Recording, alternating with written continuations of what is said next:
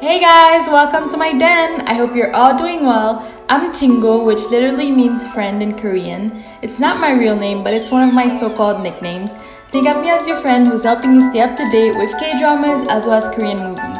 I love making commentaries, reviews, and explanation videos about dramas, movies, characters, and etc. Grab your snacks because today's tea is about to be hot.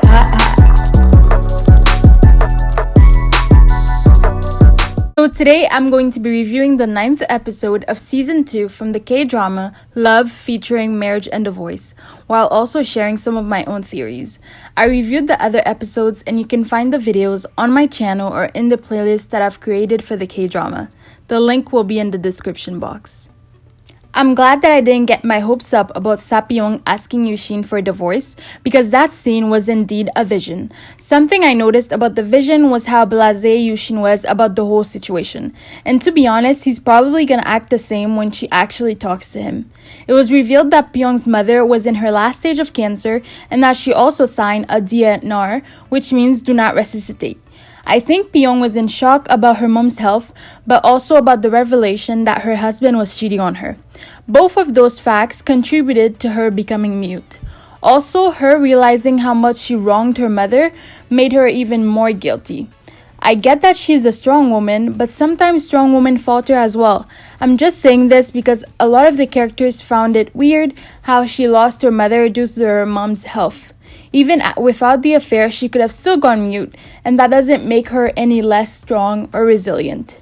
Pyong kept pushing Yushin away, and he had the audacity to comment on how he was upset about all this. Like, boy, this really isn't the time. After leaving the hospital, Yushin went straight to feed Ami at the other hospital where she was transported to. He has no remorse whatsoever. I'm not sure why Ami even bothered to go to Pyong's hospital room. She lacks sense. How are you gonna show up in front of the wife of the man you're shagging when you know she's in grief? This episode was so sad for Sapyeong, and her being temporarily mute was tragic. She wanted to express so much to her mom in her final moments, and yes, she couldn't. I'm glad that she got through to her mom by writing on her stomach. Her mom understood this and cried. She seemed really at peace in her casket, and the final kiss that Pyong placed on her was simply beautiful. I'm really not surprised that Pyong didn't meet Ami in this episode because there are so many false alarms in this drama.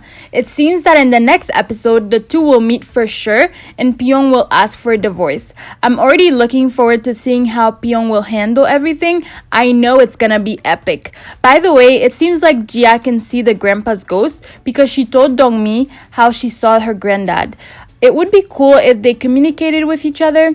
There was a scene where Dongmi talked to Pyong about how her mother never visited her in her dreams. And in my head, I was like, of course she didn't visit you, you pedophile. Dongmi is going to be devastated about Yushin's affair because she thought she would be next in line. It also seems like Dongmi will blame Ami more than Yushin, and I find that to be interesting since both of them had their own part to play in the affair. In the teaser, Ami mentioned how she and Yushin were in love. This girl legit does not understand what it is that she did.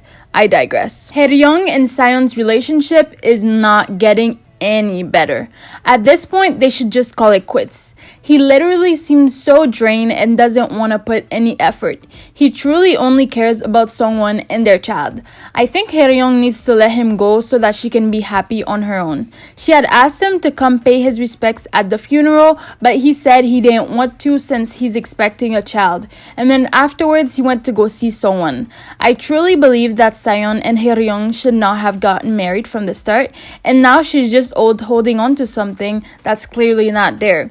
Also, I think she was trying to be considerate by not going to his parents' house for the New Year's, but they took it as her rebelling.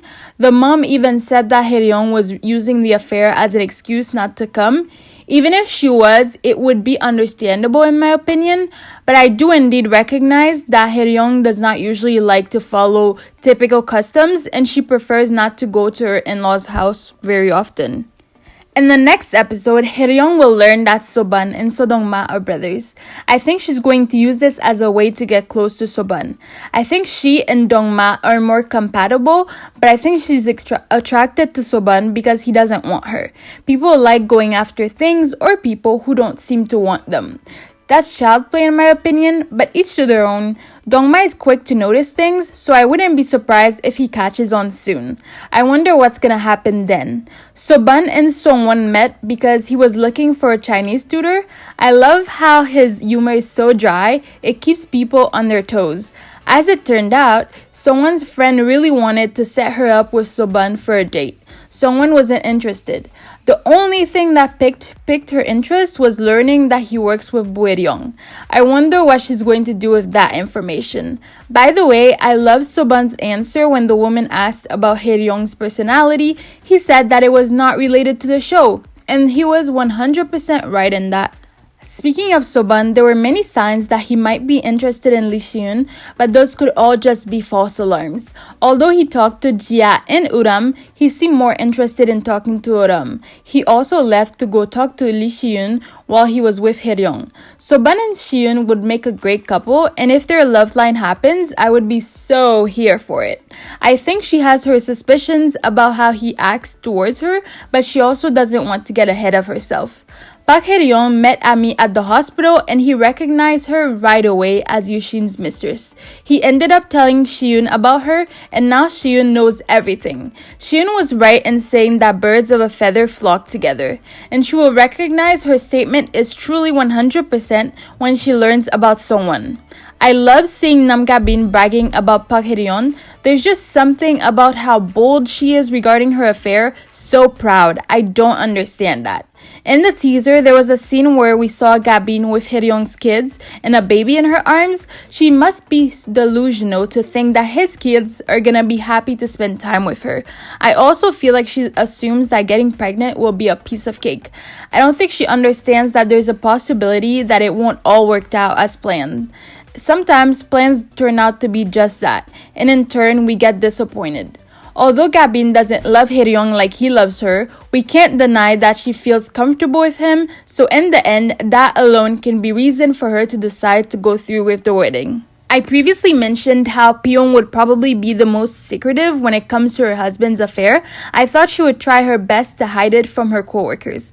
I changed my mind. I think it will take Hyeryong the longest to reveal her husband's infidelity. She acts unfazed in public and she's faking it so well. She takes fake it till you make it to a whole new level. I feel like she thinks that if she pretends that everything is alright, then it will truly be alright. Anyways, that was it for me. Let me know your thoughts in the comments. Episode 10 is available right now on Netflix, but you could find it on other drama sites as well, such as Drama Cool. My review for episode 10 will come out shortly, so stay tuned. If you like this video and want to see more from me, give this video a thumbs up, subscribe, and turn on your notifications. Take care, may God bless y'all, and until next time, bye!